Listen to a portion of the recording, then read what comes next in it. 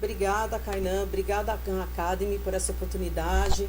Boa tarde a todos. Eu espero que, assim, com essa palestra de hoje, a gente consiga estar passando um pouco desse cenário da educação 4.0, que nos remete à indústria 4.0, com habilidades, competências do século XXI. Novamente, muito obrigada.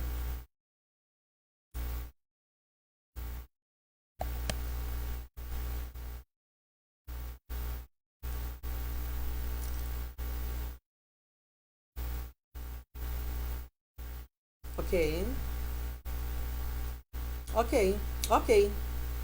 Vou interromper, tá? Sair. Aqui que você tá. Não é aqui, ó. Saiu. Voltar a tela? Voltar a participar?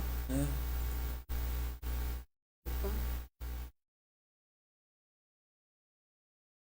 A conexão caiu aqui.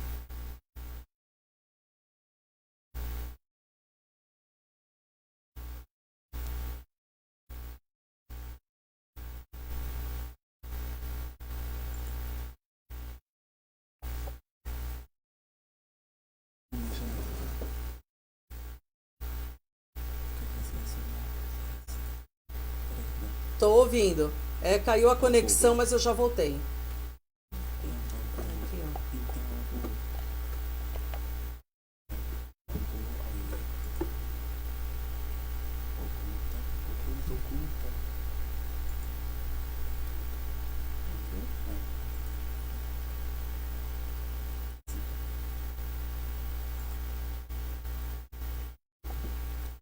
ó. Ok.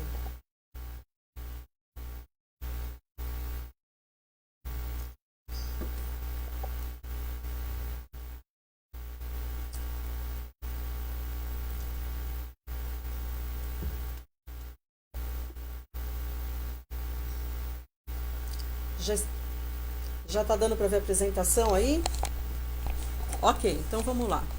Bom, eu preparei aqui uma pequena agenda dos assuntos, né, dos tópicos que nós vamos estar falando. Lembrando que nós não estamos hoje, por exemplo, falando com profundidade todos esses temas, tá? É realmente para a gente ter uma noção do cenário da educação 4.0. Nós vamos iniciar a nossa fala com nativos digitais, a origem, caracterização, inserção, aprendizagem criativa, vamos falar sobre os elementos da educação 4.0 e vamos citar todos eles com exemplos, a parte que trabalha da gamificação, portfólios digitais, ensino maker, educomunicação, IoT, que é a internet das coisas, robótica, Elane e design thinking e um pouquinho como que vai ser a nossa sala de aula 4.0. Bom, para a gente começar a nossa fala, acho que a coisa mais importante é a gente entender quem são os nossos alunos. Quem são agora esses adolescentes que saíram do Fundamental 1, Fundamental 2, ingressaram no ensino médio, as suas expectativas, que hoje em dia a gente tem uma dificuldade, né? O professor tem uma dificuldade de lidar com essa atual geração. Lembrando que essa geração, ela existe todo um estudo em cima dela, né? Então, quando a gente fala dos nativos digitais, eu vou usar esse termo, nós estamos falando, por exemplo, do conceito e do termo que foi utilizado pela primeira vez por Mark Prensky. Ele é um escritor, ele é palestrante americano na área da educação. A expressão nativos digitais, ela foi criada no início do século XXI, justamente para definir aqueles que cresceram em uma cultura digital e que têm habilidades diferenciadas, como processar múltiplas vias de informação ao mesmo tempo e usar intuitivamente as ferramentas tecnológicas. Isso quer dizer que quando a gente chega e vê um adolescente desse em sala de aula e a gente diz para ele, passa uma tarefa, significa que ele não está apenas centrado falando especificamente daquela tarefa. O que nós vamos ver? Nós vamos ver esses adolescentes sentado em um canto do pátio, de repente dentro de um ônibus, voltando da escola, ou dentro do seu quarto, enfim, conversando com o celular na mão dele, com o computador ligado e ainda com o fone de ouvido de música. E aí a gente pensa, poxa, mas como que eles conseguem processar essa informação, todos esses inputs, né, todas essas entradas, e eles conseguem estar, inclusive, tendo foco de prestar atenção naquilo que eles querem. Eles conseguem fazer isso Porque eles nasceram dentro de uma era tecnológica. Eles não estavam lá no início da tecnologia. Lembrando que nós que estamos no nosso papel hoje, atualmente, nós somos o que nós chamamos de imigrantes digitais. A gente consegue criar essa proficiência de trabalhar dentro do ambiente deles. Mas, obviamente, que como eles já nasceram nessa era tecnológica, lembrando que eles já estão participando, inclusive, de scan 3D, logo quando a mãe ficou grávida. Então, isso daí é inerente ao ser humano, considerando-se que eles estão aí a partir da década de 80. Esse tipo de público, esses alunos, eles têm algumas especificações. Essas especificidades dele, da geração que é nascida após 80, eu citei aqui. Então, uma coisa que é interessante a gente já saber qual é a característica do aluno que está sendo esperado dentro da sala de aula. E como que a gente já vai tratar de entender que dentro de um processo cognitivo, eles têm muitas coisas atuando, eles estão com vários canais abertos.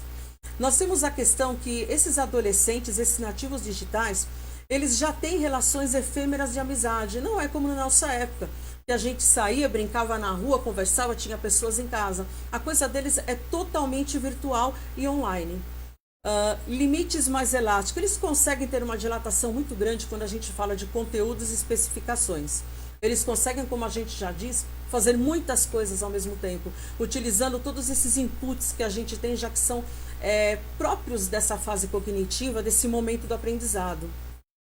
Eles têm referências online, são autodidatas. Uma das características que é muito interessante nesses nativos digitais é que muitas vezes nós não precisamos chegar para eles e perguntar para eles, poxa, será que vocês não podem me dar uma ajuda? Eu estou com alguma dificuldade? Ou como que ele faz para melhorar o letramento informacional, o letramento digital dele dentro desse conteúdo? Porque, sendo autodidatas, eles entram, eles aprendem, tem aquela intuição, tá? A intuitividade é muito grande deles, e aí eles conseguem estar online na hora e resolvendo todos os nossos problemas, aquilo que a gente demoraria um pouco mais para fazer. Então, esse perfil do autodidatismo deles é muito importante para nós, porque isso facilita muito também nosso dia a dia em sala de aula. A parte do protagonismo individual, isso é muito inerente a eles. Eles estão realmente agora numa fase de protagonismo excessivo. Então, assim, eles são o centro, eles trabalham dentro desse centro e dentro do cyberespaço, eles têm aquela questão da cybercultura, eles têm as tribos, eles têm os próprios vocabulários deles. E aí, quando a gente fala, poxa, mas eu também estou do outro lado, eu também faço parte dessa cena, veja, isso nos remete à autopoiese, que diz que o sujeito é produtor do seu próprio conhecimento. Isso é algo muito interessante, porque a educação é uma via de mão dupla. Nós aprendemos com eles, eles aprendem com a gente. Isso se chama capital cognitivo. Quando a gente fala também em comunicação por mensagem, eles estão o tempo todo disseminando, respondendo, colocando mensagens. Consumo de informações para esses nativos digitais é muito grande. Quando a gente fala, poxa, vocês têm que ler um conteúdo, não, passa para a gente por via digital que a gente já vai estar lendo. E eles conseguem absorver essa quantidade grande de leitura. Livres e questionadores, isso é uma coisa assim que dentro de uma sala de aula, se a gente falar de uma aula clássica, uma aula tradicional, a gente entende que nós buscamos esses questionamentos e esse protagonismo do aluno, mas nem sempre ele consegue se inserir. Ele encontra dificuldade com relação a isso. Por quê? Ele entende que aquele conteúdo dele não tem nenhum momento que ele vai poder estar interagindo a nível de criatividade. Ele não vai estar desafiando o seu próprio conhecimento que ele produziu. São imediatistas. Então, assim, a gente sabe que a tecnologia, ela funciona muito rápida. Então, a gente clica aqui, abre um slide, fecha outro, entra no YouTube, fecha, vai lá, twitta, entra num blog, entra numa rede social que é direcionado para práticas pedagógicas, eles respondem, já capturam uma notícia e já colocam lá. Tudo é muito rápido. E essa característica deles serem rápidos é interessante para nós que somos professores, porque a gente consegue fazer um excelente uso disso em sala de aula. E a satisfação deles é em primeiro lugar. Pelo fato deles terem essas relações efêmeras, significa que eles trabalham muito no eu, centrado em eles. Lógico que a gente não está falando aqui da neurociência, tá? Mas a gente está dizendo que em algum momento, essa parte dessa satisfação significa que quando vocês colocam um desafio para eles, eles vão resolver esse desafio. E eles vão se sentir o quê? Satisfeitos com isso, felizes. Mas para a gente começar a entrar nesse assunto, começar a fazer, começar a falar, vamos entender um pouquinho de onde veio a educação 4.0. Lá atrás nós estamos vindo já com uma história muito marcante. A educação sempre esteve ligada à indústria. Por quê? A gente está trabalhando, estamos formando os futuros trabalhadores do século XXI. E dentro disso, lá atrás, quando a energia mecânica começou, nós lidávamos com a educação 1.0. Então significa que naquela época a gente trabalhava o que? Com máquinas a vapor, máquinas de água. Então significa que não se exigia tanto o conhecimento deles, porque ele era mais um nível braçal e ele estava mais na parte rural. Caminhando para a educação 2.0, nos remetendo à indústria 2.0, começou a entrar energia elétrica. Foi a primeira montagem, por exemplo, da casa Cincinnati nos Estados Unidos de abate. Era um frigorífico. Então eles tinham, por exemplo, existia essa questão da energia elétrica, mas o que eles tinham? Eles tinham pessoas apenas técnicas, eles não tinham especializados. Então eles começaram a ter um olhar já diferente para a educação. Quando nós entramos na era da eletrônica e automação, foi mais ou menos idos de 1969, nós tivemos os primeiros controladores lógicos programáveis. Aonde que nós tínhamos uma forte presença disso? Nas indústrias automobilísticas. Aí, o que aconteceu? As próprias indústrias começaram a fornecer cursos bem especializados para as pessoas que trabalhavam na linha de montagem operar com esses dispositivos justamente em montagens. A partir desse momento, quando nós já entramos em 2011, nós começamos a trabalhar com um diferencial que eram os sistemas cyberfísicos. Imaginando que já nessa época, em 2004, nós já estávamos com essa questão da internet. Nós já tínhamos esse trabalho muito forte com essa questão do Facebook, direcionado para as instituições educacionais. Não era aberto ao público, nós não tínhamos uma rede social associativa, ok? Ela era emergente, porém não associativa. Isso começou a ocorrer justamente na Alemanha. E foi daí que eles começaram a criar o termo indústria 4.0. Diante disso, a educação tinha uma necessidade de se renovar. Nós temos assim perfis de alunos que nem todos eles vão estar ingressando, por exemplo, numa graduação em um primeiro momento que eles já saiam, por exemplo, do ensino médio.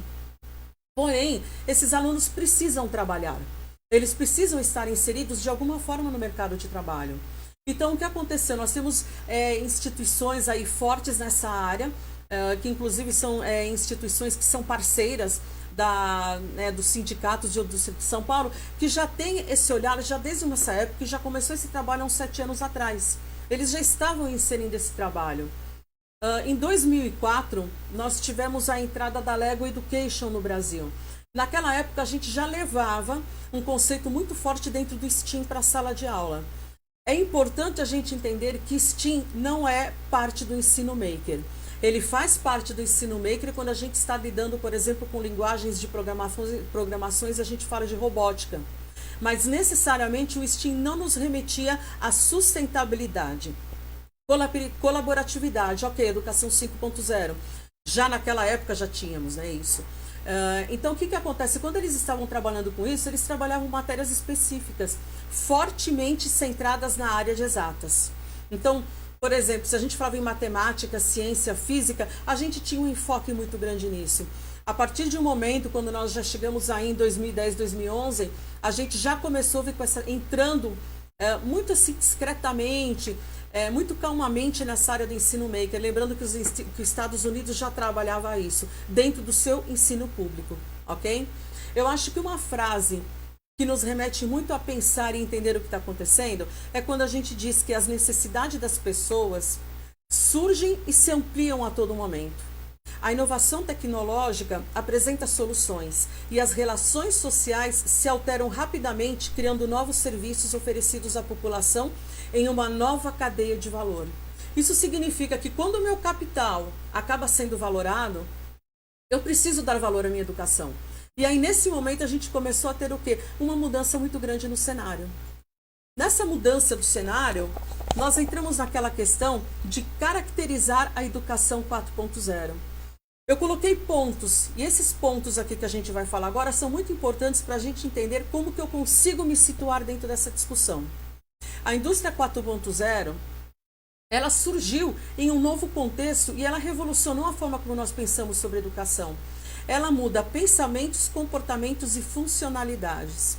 Ah, mas será que eu consigo estar levando isso para dentro de uma sala de aula? Será que eu consigo estar fazendo com que minha escola abrace esse novo olhar? É uma nova proposta. Sim, a escola consegue abraçar isso. A gente não precisa estar falando especificamente de escolas de elite que consigam trabalhar isso. Veja, em nenhum momento eu disse isso. Eu digo que nós temos olhares diferentes e a gente vai entender como isso acontece daqui a pouco.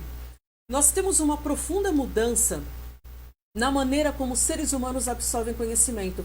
Lembram que eu falei ali atrás sobre os nativos digitais? Essa mudança é inerente.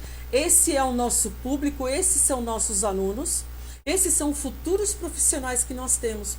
Lembrando que quando eu falo de futuros profissionais, em momento nenhum eu estou dizendo que as pessoas vão perder emprego. Eu estou dizendo que certas funcionalidades que nós tínhamos, certos cargos vão desaparecer.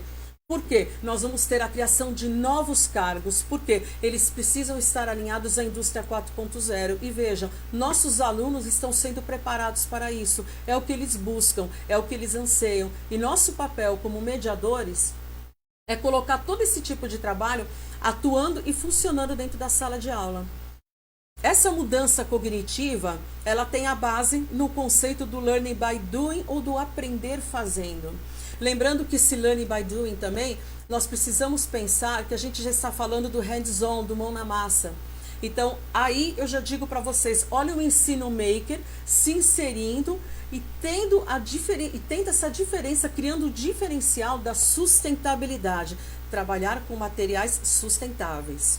Essa adaptação à realidade do mundo digital, ela vem para amparar e responder todos os questionamentos sobre a forma de educar. É inerente você possuir ferramentas de empoderamento que ajudem o professor dentro da sala de aula. É por isso que a tecnologia tem uma presença tão forte no nosso dia a dia. Os recursos tecnológicos, eles não são um foco. Isso é muito importante a gente ter em mente, ok? Nós falamos que a tecnologia ela não tem que ser o foco da minha aula, a não ser quando eu estou aprendendo a lecionar com tecnologias educacionais. Fora essa situação, o tecnológico não será o foco, não no sentido do processo, porém como eu posso usar proporcionando interação, ludicidade e coletividade. A gente não pode deixar a empatia, o socioemocional fora da nossa aula, ok? Pensando que nós temos uma grande valorização da vivência, uma grande experimentação no desenvolvimento de competências socioemocionais e criativas. Lembrando que agora nós temos um movimento que fala sobre a padronização escolar e o unschooling nos Estados Unidos. Nós temos aqui no Brasil um número muito pequeno adepto desse novo processo, essa nova forma de ensino. Por quê? Atualmente no Brasil, esse é um estilo de processo de ensino caro. Ele encarece porque nós ainda não temos leis para isso, nós não temos apoio dentro da nossa política educacional. Então isso significa que se eu quero colocar um ensino fora da caixa para os meus alunos, eu posso trabalhar isso de repente em aulas que estejam no contraturno, não dentro do horário de aula. Lembrando que isso estava acontecendo até o ano passado. Agora que nós temos a formalização da entrada do Fundamental 2 nas PEIs, nas escolas de período de ensino integral, nós conseguimos trabalhar isso tranquilamente, porque nós temos as culminâncias, nós temos os clubes que nós atuamos dentro das escolas, eu já tenho fortes projetos relacionados a isso. Então a gente consegue inserir esse conteúdo para vocês, de forma que o professor, estando dentro da sua situação, ele consegue transmitir conhecimento tendo todo o tempo o aprender fazendo.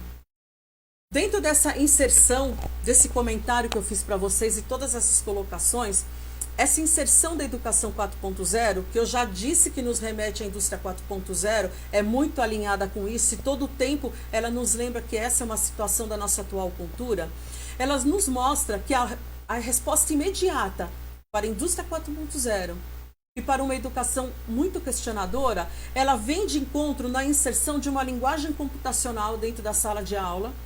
Ah, Carla, mas poxa vida, como que eu vou trabalhar a linguagem computacional se nós temos muitos aplicativos que são pagos?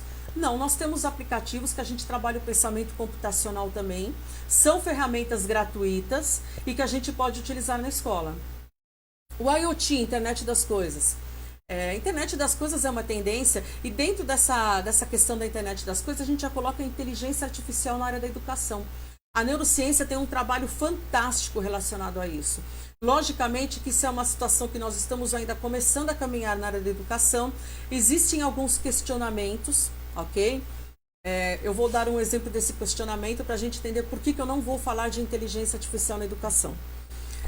Existe aí uma reflexão muito grande dos educadores nessa área, dizendo o seguinte: se eu tenho, por exemplo, uma plataforma de perguntas com algumas respostas, eu tenho mais de uma resposta que eu posso dar, e eu tenho ali um tema que o aluno vai ler e ele vai responder, eu vou ter ali atrás um algoritmo inteligente que vai estar processando essa resposta do aluno e vai estar devolvendo para esse aluno, dando um feedback na hora. Isso é importantíssimo, a questão do feedback.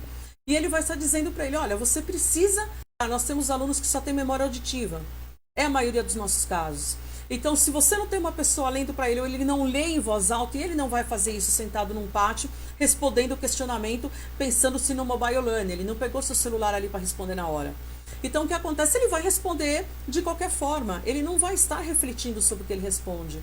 Se a gente está falando de um aluno com déficit de atenção, ele teve dificuldades durante a aula, ele não vai lembrar daquele conhecimento, porque temos a questão da perda, a falta de memória de curto prazo.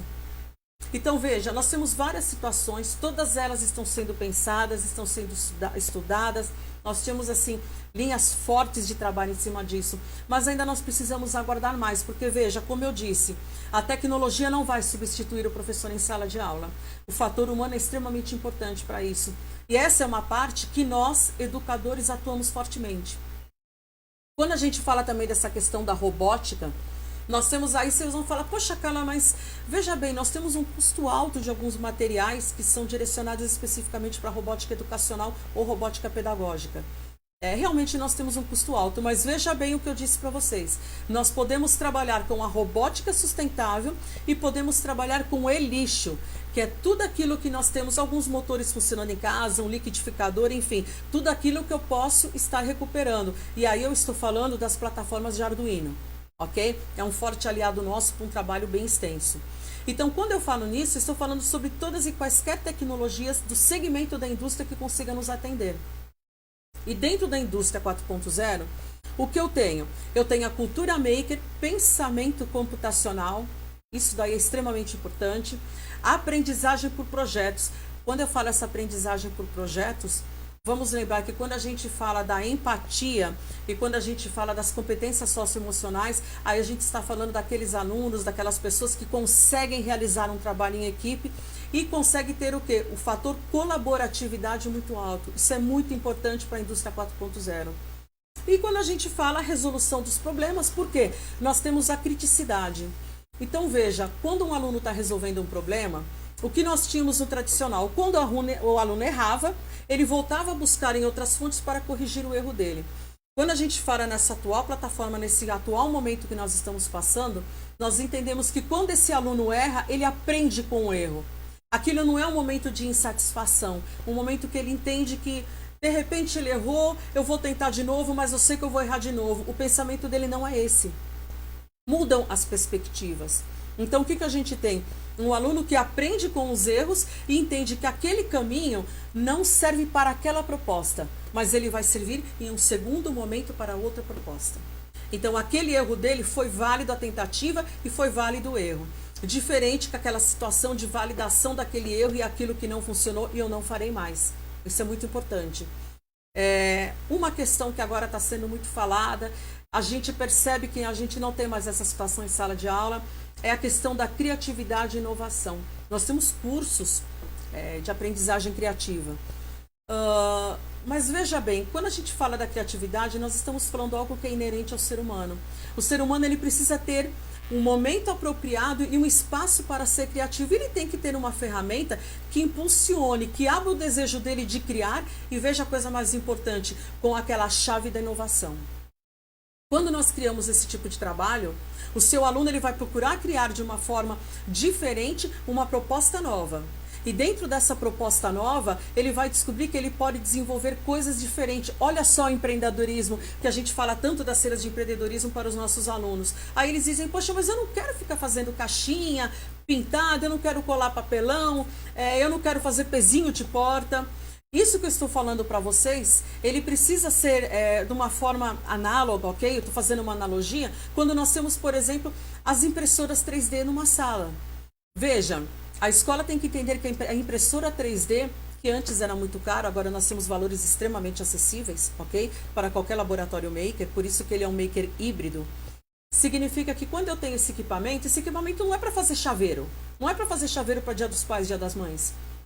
Essa ferramenta está lá para que o aluno consiga desenvolver e trabalhar a parte de prototipagem, a parte de design thinking, que é muito importante ele estar trabalhando com isso. E aí ele entra nesse processo de inovação.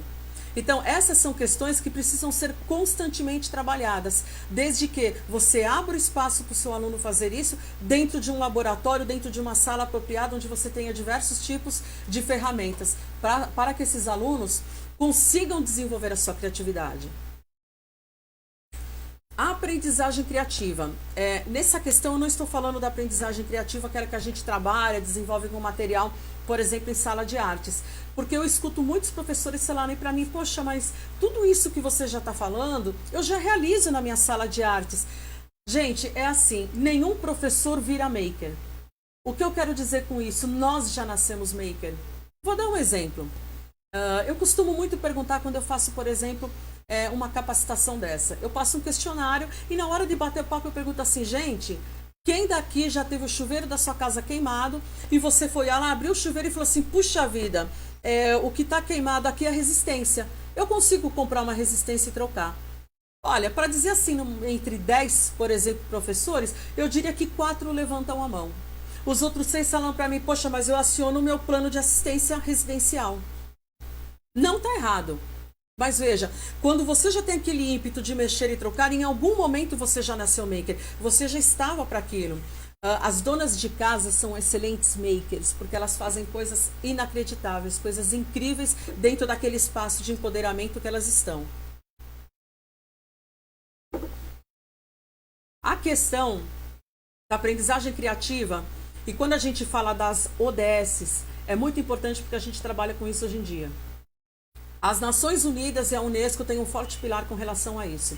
Então, ela mostra que a indústria 4.0 precisa ter um olhar diferenciado numa educação de qualidade, que é a ODS 4, e a ODS 5, que fala sobre igualdade de gênero. Nós não temos distinção quando a gente está trabalhando na indústria 4.0, quando nós estamos estudando a educação 4.0 e quando nós estamos mexendo com chamados universais com ações específicas.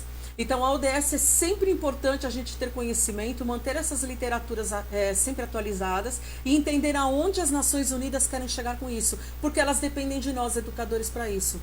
Elas trabalham na erradicação da pobreza, proteção do planeta e a garantia que todas as pessoas tenham paz e prosperidade. A gente entende que a educação é um forte elemento para isso e ela é extremamente importante para que a gente consiga manter esse objetivo dentro de uma sala de aula e passar essa empatia para os seus alunos. Quais são essas competências e habilidades do ensino 4.0? Lembrando que a palavra-chave para isso é protagonismo dos alunos com uma cultura de inovação. Dentro desse cenário, eu tenho diversas competências, diversas habilidades que a gente acaba descobrindo que nossos alunos já possuem. Eles apenas não tiveram oportunidade de mostrar. Desenvolvimento da criatividade. Precisamos trabalhar o desenvolvimento de criatividade porque nós temos muitos alunos, por exemplo, que não sabem o que é subir em árvore. Então eles têm aqui e falam assim, puxa, professora, eu não posso pisar na terra, eu não posso ir ali porque minha mãe vai ficar brava. Então, o que acontece? Veja, eles estão perdendo aquela questão da parte das sensações, as emoções de possuírem materiais diferentes ao toque da mão. Isso faz a construção do seu conhecimento. Lembrando que eu comentei sobre o conhecimento e a questão da autopoese, que é a troca de conhecimento entre os atores atuantes dentro da sala e que isso nós temos a todo momento. O pensamento crítico é uma evolução importante, sempre desafiar esse aluno e perguntar para ele, ok, mas o que você acha que poderia ser melhorado? O que nós podemos fazer, talvez, para mudar no segundo momento? Vamos além do que você já descobriu. E se eu quiser colocar ferramentas diferentes, eu consigo fazer isso?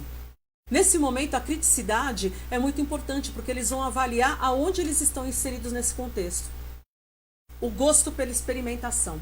É aquele gosto de colocar na mão das coisas, construir algo que eles mesmos estão fazendo, observar essa construção e valorar, vendo que a inventividade deles estava presente.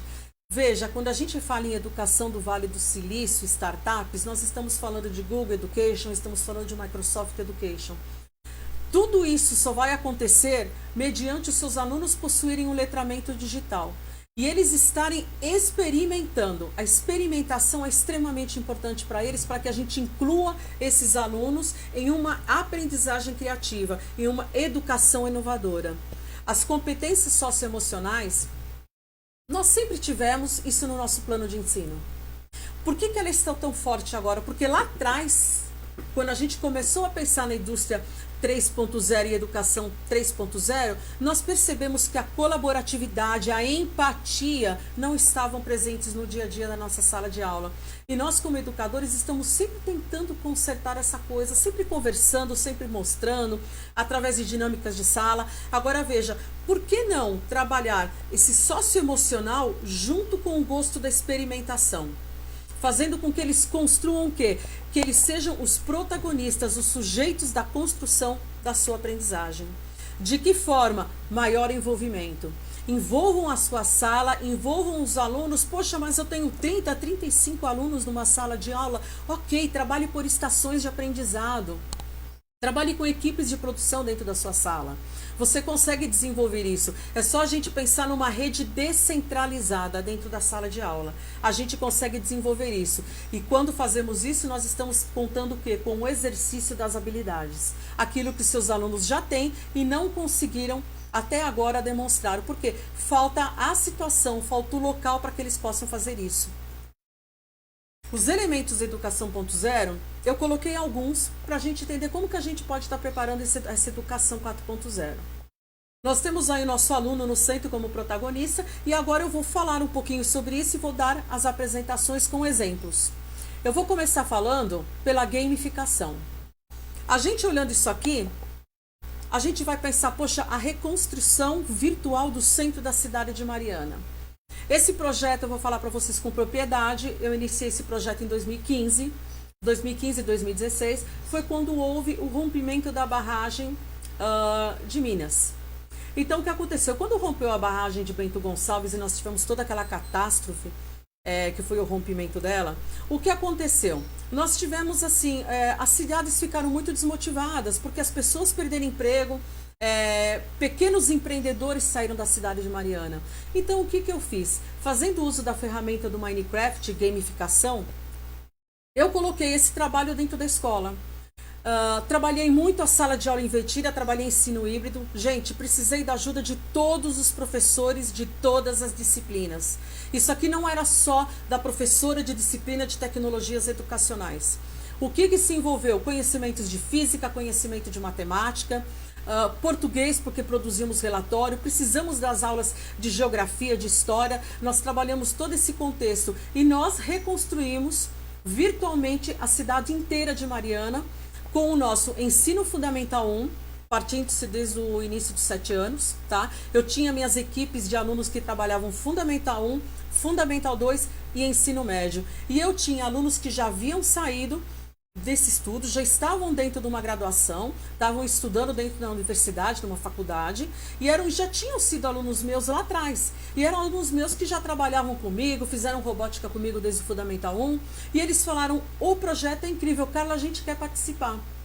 E o que eu ouvia de alguns professores era assim, poxa, mas como que os pequenos de 8, 9 anos, 13 anos, 14 anos, conseguem estar conversando com aqueles que têm 16, 17 anos? Gente, lembra que eles são autodidatas. Então, eles trocavam dicas do jogo, eles trocavam informações.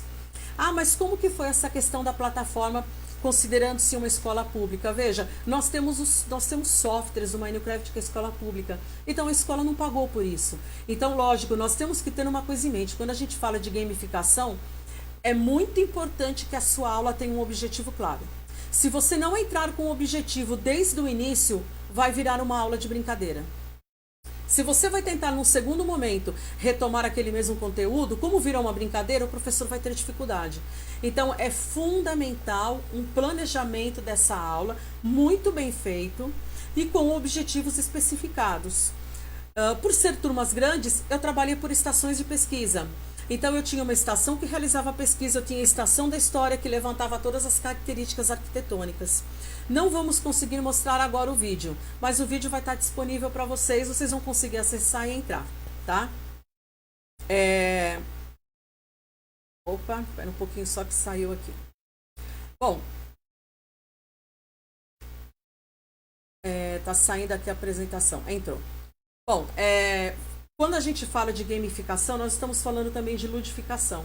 Gamificação não significa, quando a gente pensa na parte lúdica, necessariamente estar sempre trabalhando, por exemplo, com games online. A gente costuma trabalhar, nós temos games online gratuitos que são excelentes para você desenvolver conteúdo para os alunos. Mas nós também podemos estar criando jogos dentro da sala de aula, trabalhando com as disciplinas sem ter um computador, sem ter um tablet, sem ter o celular, nem estou pensando em mobile learning. Você consegue desenvolver atividades, pequenos games na sala para ajudar no seu processo de ensino-aprendizagem. A gamificação, ela tem origem no termo inglês gamification, que lá atrás surgiu com a história do marketing, há muito tempo. Então, quando a gamificação chegou no Brasil, quando começou a trabalhar e quando nós começamos a pensar realmente em sistemas operacionais de celulares. Ele teve uma introdução forte, entrou com o pé forte na educação e ele serve como uma ferramenta de empoderamento, guardadas as devidas proporções, tá? A gamificação, ela aumenta o engajamento e desperta a curiosidade do aluno. Ela estabelece missões e desafios. Obviamente que lá na frente nós entendemos que a premiação pode ser uma medalha virtual, pode ser o seu trabalho finalizado, o seu trabalho concretizado. Ele trabalha a imaginação com os cenários de game, por exemplo. Isso é fantástico, porque nós temos os avatares. E nós, como professores, podemos participar do mesmo jogo. A gamificação, bem como as metodologias ativas de aprendizagem e o coaching educacional, ele vem como uma alternativa para que você possa promover o aprendizado por meio de práticas ludopedagógicas e interativas, promovendo experiências, envolvendo emocionalmente e trabalhando a parte cognitiva desses alunos a todo momento. Lembrando que em todos esses momentos sempre estamos desenvolvendo as habilidades socioemocionais, através das aptidões que eles estão conseguindo desenvolver. Bom, essa era a tela do vídeo, eu vou passar novamente lá para a minha questão da introdução, porque nós não vamos conseguir passar agora, tá? Mas a gente vai conseguir passar já em um outro momento. O outro ponto principal aqui é o portfólio digital. A gente já está trabalhando, apresentando alguns trabalhos junto às diretoria de ensino, nas nossas reuniões de final de ano. É um material muito rico, nós conseguimos ter um trabalho porque a gente consegue registrar principalmente a produção dos alunos. Essa questão do portfólio digital, ele é muito importante, porque quando estamos trabalhando com o ensino maker, nós precisamos ter um portfólio digital para compartilhar o nosso aprendizado e comprovar o que nós estamos ensinando e atuando dentro da educação 4.0. Então, nós temos assim, essa forte competência sendo desenvolvida com letramento digital para os professores que não o possuem, dentro dessas ferramentas de busca. Então, o portfólio eletrônico, ele é uma coleção de evidências eletrônicas que são montadas e gerenciadas por um usuário. Geralmente acontece na web. Nós temos ferramentas gratuitas que nós conseguimos trabalhar com isso. Lembrando que o portfólio digital, ele é uma seleção dos seus melhores trabalhos e ele funciona como uma espécie de aperitivo para os professores e para aqueles que estão vendo de fora sobre do que pode ser feito. Lembrando que você pode estar no momento da publicação, no momento de você ter um blog, você ter um portfólio digital publicado na web, se for este o caso, você consegue estar interagindo com esses outros educadores ou aqueles que queiram pedir informação. Nós temos várias categorias, tá, de portfólio. Cada uma delas é adequada às necessidades específicas. E com isso nós temos o olhar também dos portfólios digitais educacionais. Estou deixando aí para vocês verem embaixo um link de um portfólio digital produzido, que vocês vão conseguir entender legal como ele funciona. Veja, esse portfólio que vocês estão vendo no link, ele está completo. Eu tenho várias opções que as pessoas podem visualizar, elas podem interagir neste tipo de portfólio. Mas é interessante, deixei aqui marcado para vocês poderem ver. A gente não consegue fazer isso agora, mas fica à disposição de vocês, tá? Coloquei aqui para vocês verem alguns sites para a construção de portfólios digitais. são gratuitos. Lógico que à medida que eu quero mais ferramentas, eu vou precisar, alguns deles entram com essa questão que eu preciso pagar, mas as ferramentas que eles já disponibilizam gratuitamente atendem perfeitamente bem o trabalho. Então, um exemplo disso é o portfólio que eu citei no slide anterior. Vocês vendo esse portfólio, vocês vão ver, aquilo foi totalmente gratuito, não paguei nada nele, e produzi conteúdos fantásticos que até hoje são referência. Então, vocês podem trabalhar com todos eles. Eu acho assim, normalmente os professores gostam mais de trabalhar com o Wix porque ele é muito intuitivo. Na verdade, alguns deles também são. Mas se a gente for falar dessa questão que eu preciso melhorar o meu letramento, tá? O meu letramento digital, saber trabalhar efetivamente com as ferramentas, talvez o Wix poderia ser uma boa opção. Assim como, por exemplo, o Crop, por exemplo, ele também tem uma parte dessa questão intuitiva muito forte. Então, ele consegue te conduzir para que você produza, tá? Além deles também poderem dar suporte a vocês, né? Suporte aos professores, aos seus usuários a todo momento. Bom, sobre Ensino Maker. A cultura Maker, ela vem através de uma extensão da filosofia do Do It Yourself. O movimento da cultura Maker, ele apresenta a ideia de que você consegue estar produzindo a todo momento aquilo que você precisa desenvolver. Então, ou seja, no que ele pensa, no que é fundado o Ensino Maker? É na construção, por exemplo, até mesmo de coisas que estavam quebradas, tá? Ou seja, o conserto é criar os seus próprios objetos. Vocês têm aí no slide de vocês algumas fotos. Esses são alguns dos itens que conseguem ser desenvolvidos dentro de uma sala de aula, dentro de um Ensino Maker. Nós conseguimos trabalhar, veja, eu estou indo muito forte nessa questão da sustentabilidade, tá? Então, veja, por exemplo, nós temos aviões que a gente pode desenvolver eles utilizando latinhas, está trabalhando com reciclagem. Motores que eu posso estar usando dentro desse contexto, a gente trabalha com motores de Arduino que tem um preço excessivamente agradável, um preço que nos remete realmente a essa questão da eletrônica. E ele tem, assim, valores, e nós temos, inclusive, parcerias que a gente pode estar fazendo com a escola com relação a esses materiais eletrônicos que possuem preços acessíveis, tá? A gente consegue trabalhar com papelão, conseguimos trabalhar com arame. Uma dessas fotos que vocês estão vendo é de uma das professoras de física que nós desenvolvemos e criamos um helicóptero dentro da aula. Então, veja bem, nós não ficamos somente numa criação de um helicóptero. Todas as disciplinas eram um projeto interdisciplinar. Então, você entrava aí com conceitos de física, entra com conceitos de matemática, conceitos de estética, entra com a questão também de português, porque a gente produz um relatório e faz a apresentação. Temos as palavras técnicas dentro desse trabalho que é inglês. Então, veja, nós envolvemos todas as disciplinas dentro desse trabalho, dentro desse projeto. Então, esse projeto, ele tem uma forte questão da contextualização. Ele articula teoria e prática. Tem a otimização do tempo, considerando-se que, veja, nesse momento não havia uma sala maker. Nós trabalhamos no próprio laboratório de trabalho de ciências. E foi, assim, um arranjo perfeito, porque a gente foi desenvolvendo outras atividades e os alunos participaram de uma forma integral. Nós tivemos uma interação muito grande, tá? Tivemos várias habilidades sendo compartilhadas, isso foi muito bacana, porque em um grupo, em um trabalho colaborativo, nós temos diferentes habilidades. E aquele aluno que tinha uma determinada habilidade, passou o trabalho, o aprender fazendo, como que ele desenvolvia isso, trabalhando a habilidade de um segundo aluno, que passou para um terceiro e entrou um quarto que tinha uma outra habilidade. Então, veja, ficou uma perfeita roda de criação. E levando que o erro leva à reflexão que a gente falou. Por que a gente fala que o erro leva à reflexão? Porque quando a gente falou mais ou menos lá no final da cultura maker, que foi nos anos de 1960, foi quando entrou a cultura punk, tudo aquilo que era errado na Inglaterra foi uma forma de aprendizado para as atuais gerações de agora. É um movimento que não desapareceu, o movimento punk, ele está até agora. E quando a gente fala de movimento punk, a gente não tem que pensar somente em anarquismo. Por exemplo, não é aquele momento que uma aula sai do controle, de forma nenhuma, não é isso que está remetendo essa questão do ensino maker. Aqui eu tenho algumas imagens para vocês verem direitinho sobre as atividades maker, a influência do ensino maker, pensando que esse tipo de educação nos remete à mão da massa, e o hands-on que eu comentei com vocês. Veja, nós trabalhamos com muito papelão, nós trabalhamos com Arduino, trabalhamos com latinha, nós conseguimos várias ferramentas, de que forma? Com doação. Tá? Muitos pais gostam de ter aquele monte de ferramenta. Era uma ferramentazinha que eu não usava aqui, essa outra eu não estou precisando. Eu preciso entender como que funciona essas ferramentas. Uma questão muito importante do Ensino Maker: primeiro, os seus alunos precisam conhecer ferramentas. Os alunos não conhecem ferramentas. Eles não conseguem trabalhar com elas. Então, o que você já tem que ter o foco da sua primeira aula Maker?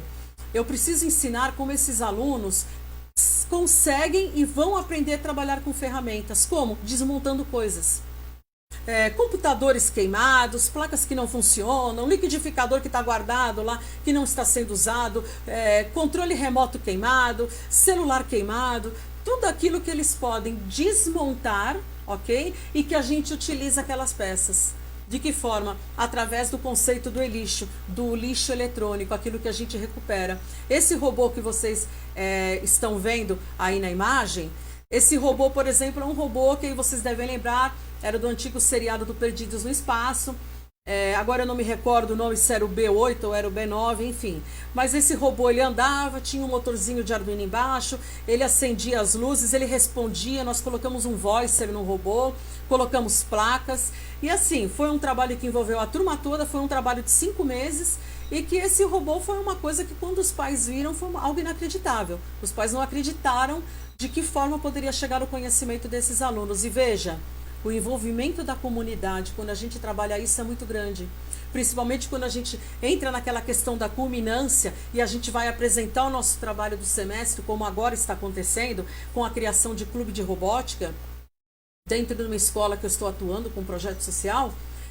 Quando os pais veem essa apresentação e descobrem que seus filhos estão desenvolvendo algumas competências que eles não sabiam que eles poderiam estar trabalhando isso, e nem habilidades que eles também não entendiam que eles possuíam, a comunidade se envolve na resolução de problemas. Através do quê? Através, por exemplo, de maquetes, através do Ensino Maker, de uma robótica, de um Arduino, de uma eletrônica.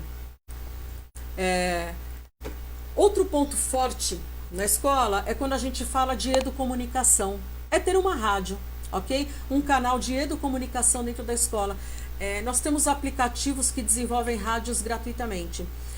Essas rádios, elas podem ser trabalhadas, por exemplo, como um modelo de revista eletrônica com seus alunos. Vocês podem ter o clube da entrevista, vocês podem realizar entrevista com profissionais de algo que eles podem querer estar estudando em um momento lá na frente. Nós temos aquele manual que as escolas do estado receberam, falando sobre dicas da internet, fala sobre exposição excessiva na internet, dicas, quem é você, cyberbullying, por exemplo, fake news, direitos autorais, plágio, compartilhamento responsável. Através do desenvolvimento de uma rádio, você consegue fazer com que esses alunos atuem. Você pode ter mensagens interessantes dentro do ambiente escolar, você pode dificultar essa forma de estar apenas só trabalhando com material, por exemplo, impresso, se a gente está falando de apostilas de livros, porque você consegue dar aulas e transmitir para toda a comunidade da escola. Essas rádios são gratuitas e os alunos também podem estar inserindo, trabalhando como DJ, colocando as músicas que eles gostam. Isso pode estar tocando durante o intervalo, recados da escola. E olha só que interessante, veja, isso é uma rádio web, ok? Então, os pais acabam participando mais dentro da comunidade escolar porque eles também escutam esses recados. E eles participam com entrevistas, com sugestões. Essa é uma ferramenta que é uma aposta muito interessante para a educação. A educomunicação, ela surgiu a partir da necessidade de colocar a educação junto com a comunicação. Então, assim, se você considerar o diálogo entre essas duas áreas, você tem um enorme favorecimento na elaboração de ações pedagógicas enriquecedoras. É mais uma ferramenta de empoderamento. Ela surge como uma nova forma de ensino, que ela usa a adoção de técnicas utilizadas por meios de comunicação, tecnologia encontradas principalmente nas mídias tradicionais, rádio, TV, internet, juntamente com a área da educação. Trabalhando o quê? Projetos pedagógicos, ok? A IoT, a internet das coisas. A internet das coisas, nós conseguimos trabalhar dentro da escola, mas lembrando que para isso eu preciso ter um Wi-Fi, eu preciso ter um pacote de dados, tá? Eu preciso ter um momento de comunicação com o cyberespaço. Em alguns momentos, quando isso não é possível, vocês podem, por exemplo, estar trabalhando com o celular com mobile learning. Mas aí você entra novamente naquela questão, nuvem de dados. Vocês precisam ter um trabalho, vocês têm que ter acesso com Wi-Fi, tá? A tecnologia de IoT, ela aumenta a eficiência do processo de ensino-aprendizagem a automatizar tarefas cotidianas, permitindo que essas experiências educativas sejam voltadas através de uma integração de dados obtidos para melhores decisões. A gente pode estar trabalhando, por exemplo, com acesso na internet dentro de um laboratório ou fazendo uso de um determinado projeto. Vou dar um exemplo. Seu aluno foi lá, desenvolveu um app para o celular. Dentro desse app, ele pediu que, além do despertador, ele tivesse conectado com a biblioteca. Chegou aquele dia, ele tem que devolver o livro. Então, quando tocou o celular dele na cabeceira e ele acordou, porque ele estava com o seu alarme ligado, imediatamente já apareceu a mensagem para ele: último dia para a devolução do livro à biblioteca escolar. Então, quando você está utilizando essas ferramentas na nuvem, a gente está trabalhando com a internet das coisas. Veja, esse é apenas um exemplo que eu dei. Você pode trabalhar com aprendizagens criativas, no momento que você pode estar utilizando educação híbrida, através de uma ampliação de um espaço. Lembrando que nós temos as plataformas de e-learning, extremamente importante para o nosso trabalho, porque também trata do lado do aluno com relação ao protagonismo dele. Nós temos os aplicativos, os apps educacionais, a gente consegue trabalhar, por exemplo, prototipagem, desenvolvimento, onde a gente trabalha, por exemplo, desde o início da elaboração de um projeto até o final dele, através de apps educativos, tá? Nós temos exemplos disso também. A questão da acessibilidade. Veja, isso é muito interessante porque quando a gente fala de um e-learning, a gente está dando oportunidade para aquele aluno que tem problema de acessibilidade.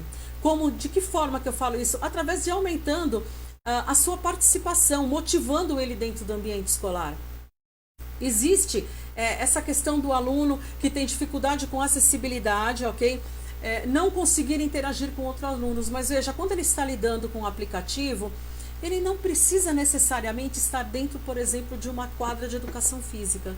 Ele pode estar trabalhando, interagindo com esses alunos através de um aplicativo, por exemplo, que está computando o número de gols que eles têm, que esteja acontecendo naquele momento da interação da educação física, e que aquilo vai gerar as medalhas online, ou então aqueles que não conseguiram marcar o número de gols podem estar fazendo pequenas coisas interessantes e que eles podem estar filmando, transmitindo aquilo pela educomunicação na rádio da escola e mostrando aquelas imagens, por exemplo, através de um canal do YouTube. Olha então, olha o IoT com a educomunicação, e aí eles podem estar aprendendo coisas novas. De que forma? Lembrando que o e-learning é muito importante para esse tipo de trabalho. Ele está presente agora no nosso dia a dia. É só a gente entender e não esquecer, tá? Se atentar para o fato que e-learning não é EAD. Ok? Nós temos uma diferenciação aí. O EAD usa o e-learning. O e-learning nem sempre consegue usar o EAD. Ok? A questão da segurança de dados é uma coisa interessante, porque você consegue ter informações a todo momento de onde esse aluno está, que é o que os pais, a gente tem até aplicativos que trabalham dessa forma. A questão da robótica dentro da escola. A robótica educacional, ou robótica pedagógica, como a gente chama, são termos utilizados para caracterizar ambientes de aprendizagem, que reúnem materiais de sucata com kits de montagem, tá? Esses kits, eles são compostos por peças diversas, motores e sensores controláveis, onde a gente consegue, através de prototipagem, estar desenvolvendo tarefas através de eletrônica.